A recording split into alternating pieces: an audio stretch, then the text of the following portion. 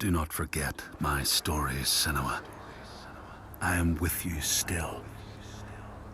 Out of hell you have come, and now find yourself in Midgard, the world of men. Do not think it any less dangerous for that. Your path has taken you far from home, across the boundless sea, and you must go on to the heart of this place, to the heart of man. You have seen how the Northmen journey out to conquer, and this is one of their lands, as icy dark as Niflheim, yet as fiery as Muspel. It has not long been claimed, and they try still to tame it.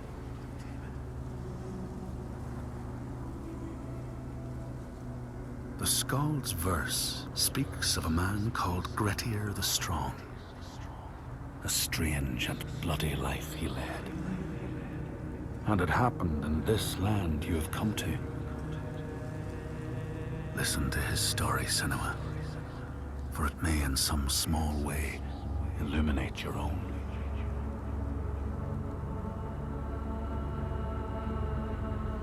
The Skalds say that in Grettir's time, a nearby farm was plagued by hauntings.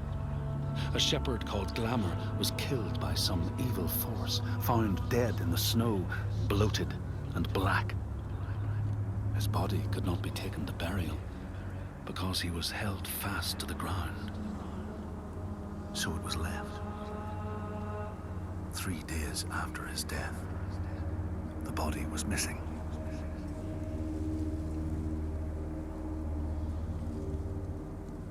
The Skalds tell how the revenant Glamour roamed the settlements, terrifying all those who lived there. Each one he killed, in turn, rose to walk beside him. Thus, evil begets evil. But the man Grettir was proud and overbearing, and thought the Droiger no match for his strength.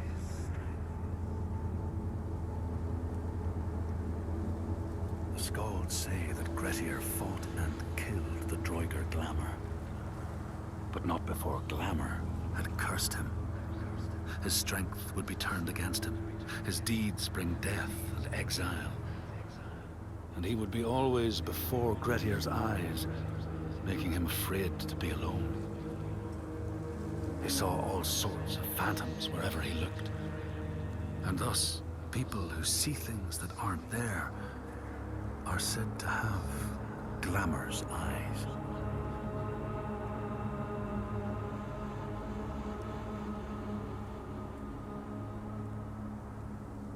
The Skalds tell how in the time of Grettir's kinsman Thorgrim, there was a terrible famine.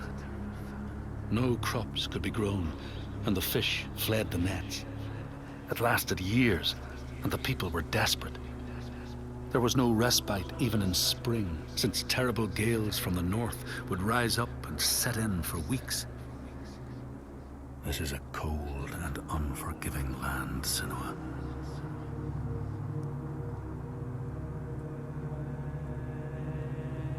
In the time of famine, at the place known as Rifskar, Thorgrim found a huge finback whale, beached and dead.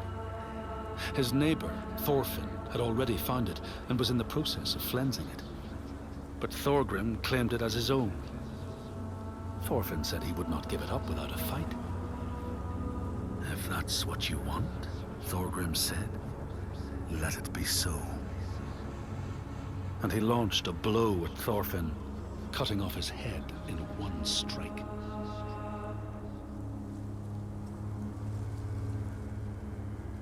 The Skalds say that the neighbors fought, armed only with the knives and axes they had brought to cut up the whale, even picking out the whale ribs to beat down their enemies. Thorgrim's men had loaded their boats with whale meat, but as they went to leave, one of their opponents struck Thorgrim's brother a fatal blow. And this is how hunger fates desperate men to come to blows, striking out against one another to survive.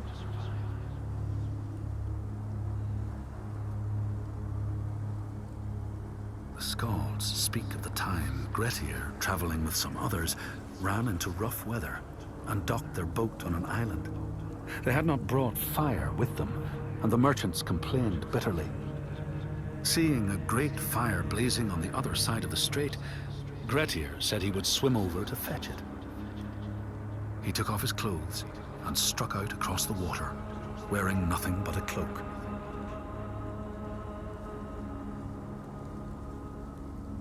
When Grettir came to the farm where the fire was burning, all was peaceful.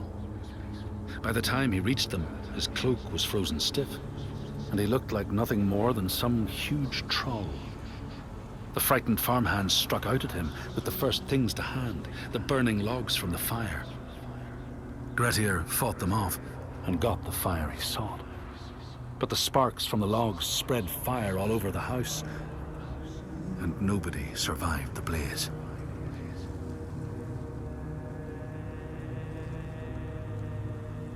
The Skalds say that Grettir swam back across the strait, keeping the fire safe from the water.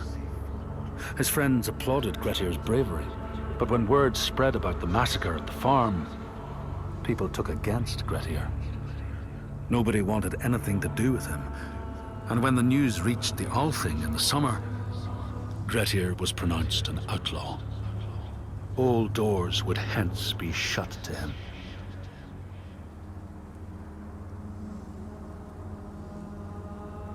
The Skalds speak of how Grettir, now an outlaw, took rest on the island of Haramsoy with a man called Audun.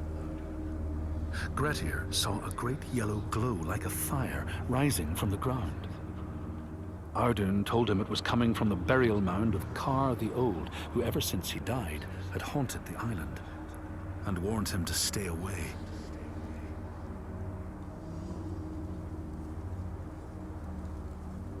The Skalds say Grettir wanted the sword that was buried in Kar's How, and would not be deterred from seeking it. He broke the mound open and started digging until he reached the timber props. By this time it was night. Audun warned him again not to continue, but Grettir threw down a rope and went inside the mound. No light penetrated it, and it reeked of death. But he persisted in exploring.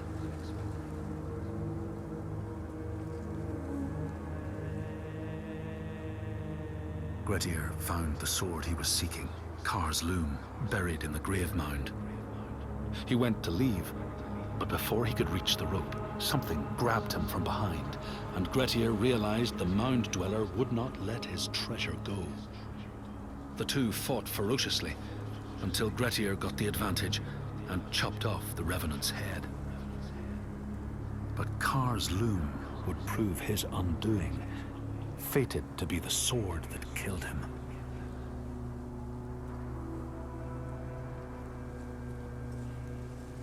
The Skald's verse tells how Grettir made many enemies with his proud and overbearing nature. Always quick to anger, his strength and fighting prowess meant that even the most trivial of quarrels met a fatal end. The kinsmen of those he killed or maimed were angry, and because he was an outlaw, no one was allowed to help him.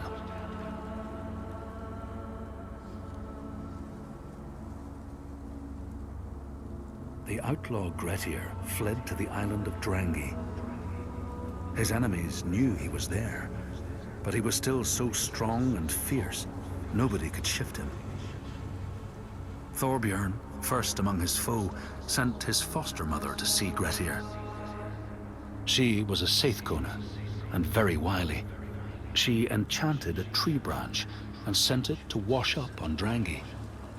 Grettir tried to cut it up for firewood, but his axe flew back and struck him in the leg. The wound blackened and festered, and Grettir feared his time was close.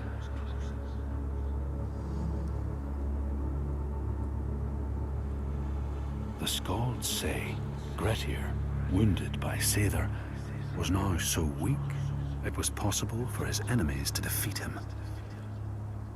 Under cover of night, Thorbjorn and his men attacked his shelter. They tried to disarm him, But he clung so firmly to his sword, Kar's loom, that they had to cut off his arm to get it free. Then they used his sword to cut off his head, and the land's mightiest outlaw was dead.